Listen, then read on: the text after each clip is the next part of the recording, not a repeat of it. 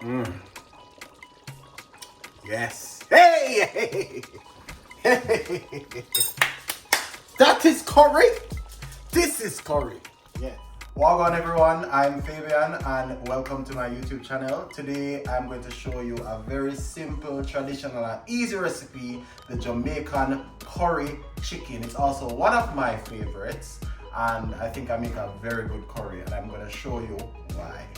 So everybody make curry chicken different, everybody make every food different, but this is what make it uniquely you, is how you do your thing. So for me, you know, I start with my chicken, my raw chicken thighs. So these have been soaking, you know, you buy a chicken full of ice. These have been soaking for a while, take it out of the ice. What I'm going to do now, and by the way, I only like leg and thighs in my curry chicken. Other people like breasts, you know, you can curry any part of the chicken.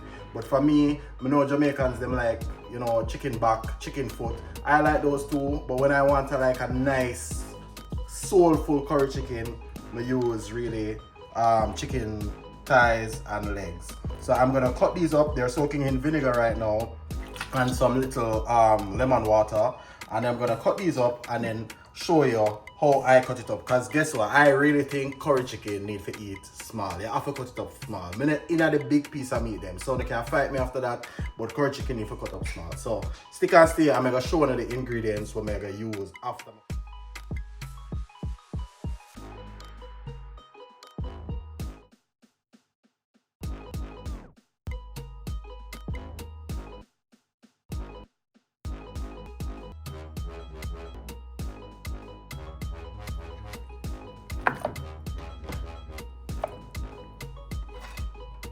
Done cut up the chicken pretty much, and they're in what I consider to be bite-sized pieces of chicken. I wash it about 2 or 3 times with vinegar and nickel lime and lemon.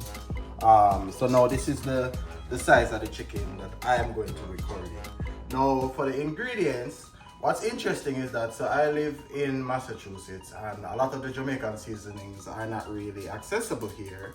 So I get like my favorite seasoning like Maggi season up, which is a must in every single thing I cook. I get that from either New York or if somebody's coming up from Jamaica, I ask them to bring Maggi. So if you're ever visiting me, please to bring Maggi season up. And I use mostly all-purpose and the chicken seasoning. Sometimes I use the fish one and I'm doing fish. So these two for this purpose here. And of course, other things that you can get anywhere, I use black pepper, a little salt. You don't need a whole lot of salt, but a little salt. Ginger powder is a must in curry. You can also use the ginger itself, but I'm very lazy, so ginger powder. I use complete seasoning, this is almost done.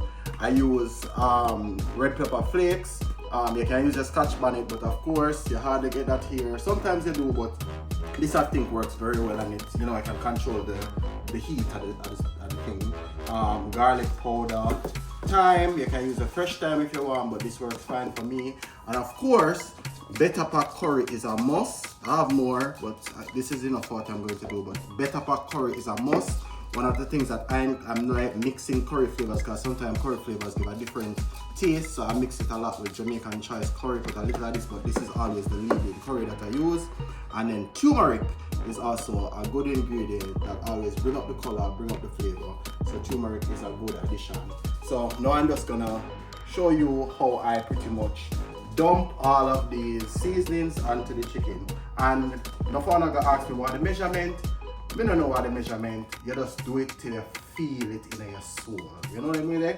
And also, it is very important for you to put some kind of natural seasoning in your curry. So I like to personally see green peppers, bell pepper, and onion, as well as potato and carrot for embellishment. I have no potato in my grill, but still can use, still good. But these what I call embellishments, are natural seasoning and vegetables, help to really make it a wholesome meal and ensure that you are, you know, make sure you look pretty too, you know? All right. So now I'm gonna go in with all my seasonings.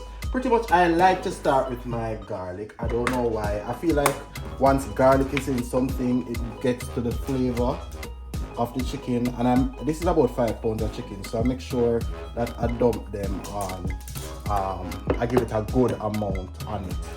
And then I go in with some ginger as well. just to make sure those are the base flavors on the chicken first.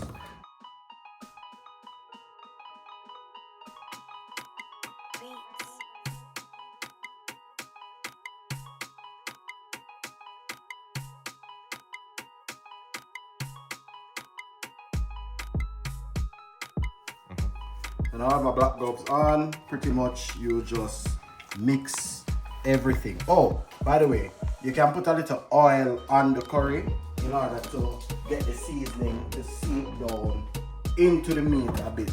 And because you're not going to be soaking it for a long while, so I normally just put a little oil.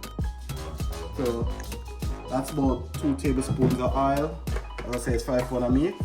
That way you can get the seasoning to really be massaged into the curry. Okay, so while the chicken is soaking, the seasonings are soaking on the chicken, I'm just gonna go with the vegetables and the seasonings.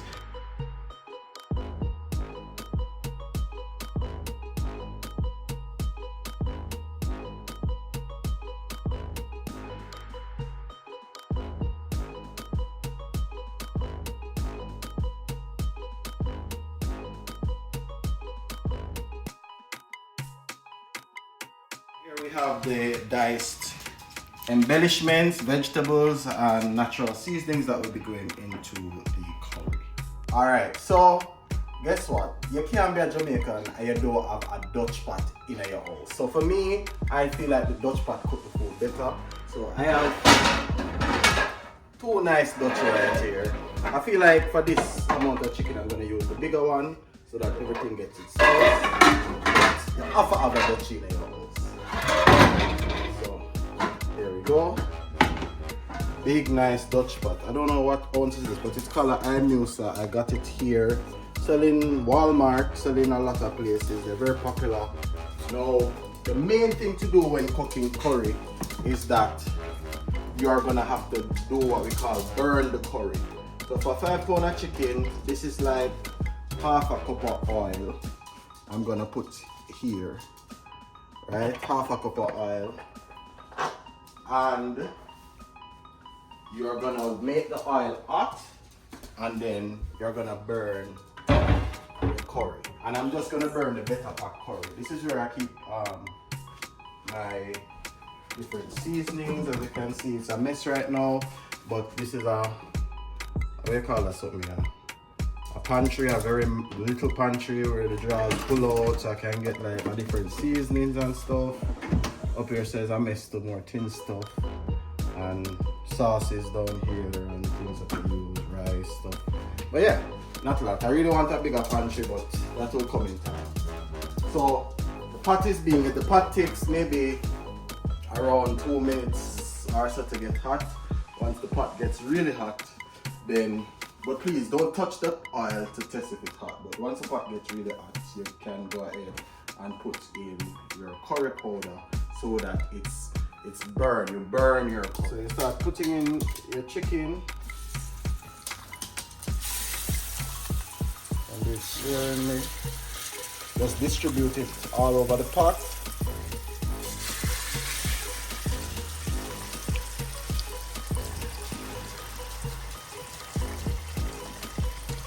Smells so good already, guys. It's really good.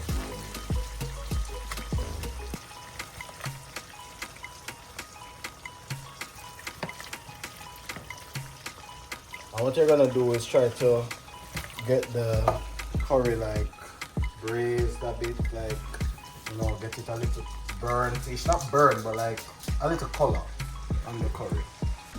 Now, so you leave that in there for a little while. Now, this is very important, guys. With this seasoning container, you're gonna catch water in this to be used at some point while the meal is prepared. So while the meal cook down, you're gonna need to add water. Instead of like putting more seasoning, best to just use the seasoning that you already have in this container. Alright? No waste, nothing out of that shit.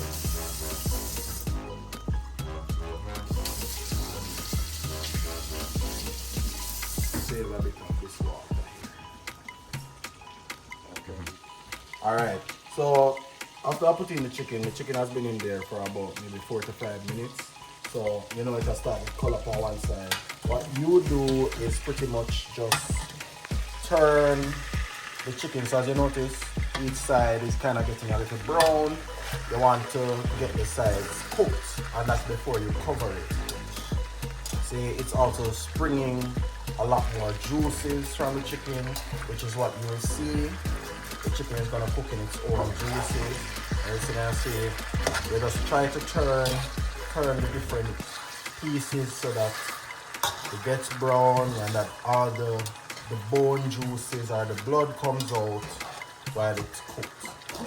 I don't normally cover the pot until I fully turn it on like every side, and that way you can ensure that it's cooked and open, you know, and monitor that. And then you don't want it simmer down yet, so that's why I kind of don't cover the pot until I feel like all sides are properly brown.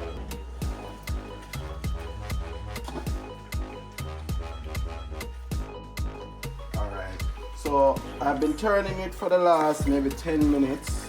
So it still has a little more to do, but I think it's in a good position now that I can cover it. Basically, you cover it now to cook down and go and get out all of these juices. So you see these little red splurts of blood coming from the bone. You won't see any of that going forward. I will also, when I cover it, I will open it maybe every 5 minutes to give it a turn. Alright, so next time you see it, curry chicken will be almost done, but not ready yet. But you'll see it on the other side.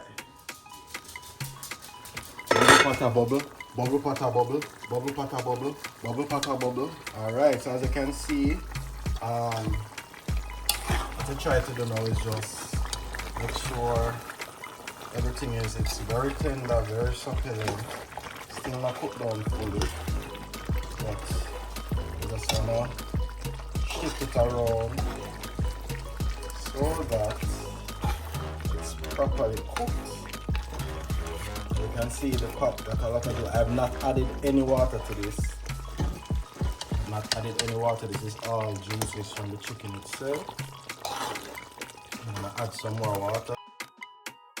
Yeah, I'm gonna add a little more water to it and then cover it down so that I get a little more gravy, because I like to have curry with a lot of gravy. So I'm gonna throw in not all the water, but just a little more, so that basically I'd left the chicken in there for around 20 minutes. Turned it every like 5 to 8 minutes, and then now I'm going to put it back to cook down for maybe another 10 minutes, 10 to 15 minutes. Alright, before adding my secret ingredient. And then after I add my secret ingredient, I'm going to tell you what that is. And then I add my vegetables and my natural seasonings, and then have it cooked down, and it's gonna be wonderful.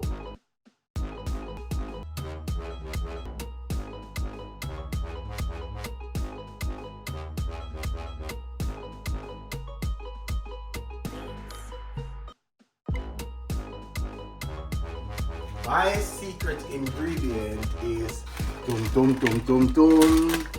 Maggi coconut powder. Trust me, if you want a banging curry, this is it.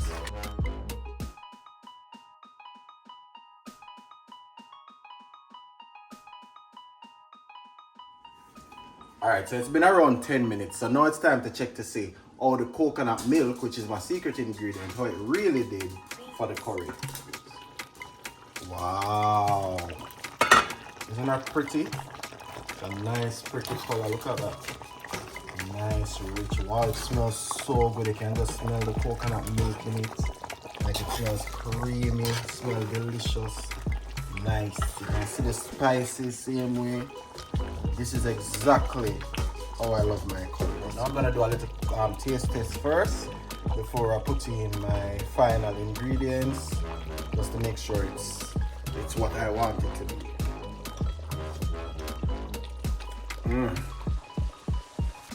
Yes. Hey!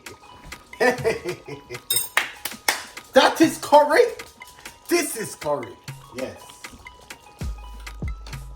So now I'm gonna just dump everything else into the pot.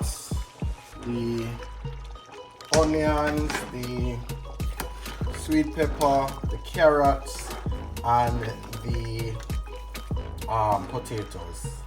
And of course this don't really take long to cook, but another 10 minutes and everything cooked down. As you can see, the extra gravy extra sauce water that I put in for the gravy kind of makes sense now, because you have all of this additional food, additional starch on the potatoes, the carrots, and the bell pepper kind of just make it more rich and wholesome. Now, isn't this a beautiful Jamaican curry? I'm gonna tell you, say it smells good, it tastes good, the flavor them right. This is something that you'll absolutely enjoy. So I'm gonna cover this down for another 10 minutes while these vegetables and other ingredients cook down. And by the time it come back, we have a curry, we have a curry, we have a curry. Vegetables have been cooked. Here we go, looking lovely. Look at that, smells delicious. Smells delicious. Look at that. Give it a nice stir. You want to make sure when you stir, you make sure anything's sticking at the bottom. You just kind of remove those.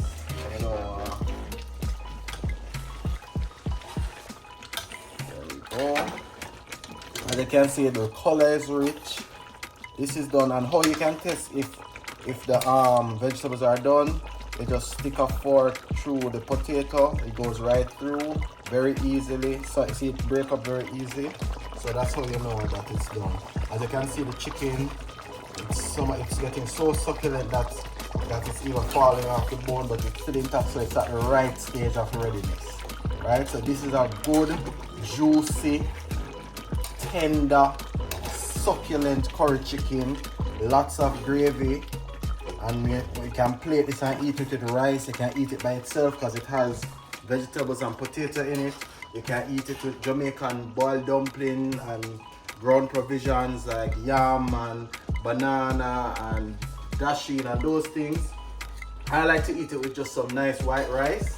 And again, you can eat it by itself if you're just looking for something quick, nothing too heavy. Overall, this meal takes less than an hour to make, especially if you have the meat cleaned and prepped already. It takes less than an hour to cook.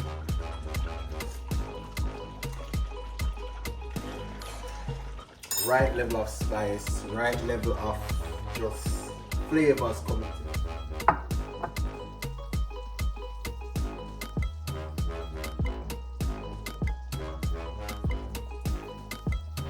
So I hope you enjoyed cooking with Barracks. If you really enjoyed this video, I encourage you, please like, share, and subscribe.